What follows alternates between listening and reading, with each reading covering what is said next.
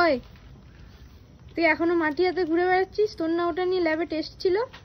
ল্যাবে টেস্ট করার কথা আমার ছিল এটা নিয়ে, কিন্তু হচ্ছে কি একটা জরুরি কাজের জন্য স্যার নেই, স্যার বাইরে গেছে।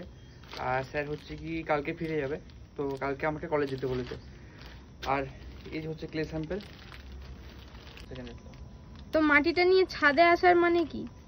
মাটিটা নিয়ে ছাদে আসার কারণ হচ্ছে একটাই, যে এই মাটিটা যখন আমি তুলেছিলাম সাবগ্রেডটার থেকে, এই মাটিটা হচ্ছে কি যেটা এখানে দেখা যাচ্ছে একটু কাদা কাদা টাইপের, মানে একটু মাটি মাটি টাইপের আছে।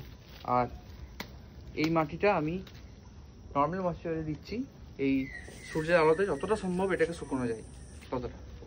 আচ্ছা। আর তারপর কালকে এটা সিভে চেলে তারপর টেস্ট করবো, ওই জন্য আমি এখন ছাদে। আচ্ছা আচ্ছা, ঠিক আছে না। ভালো লাগছে নিচ্ছি স্যুট। এই জাস্ট সয়েল স্যাম্পল।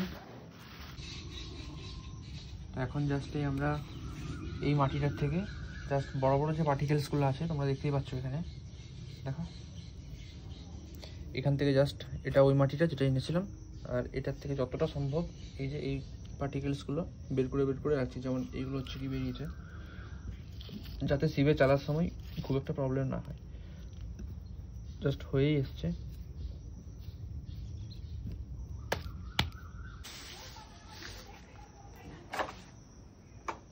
সয়েলটা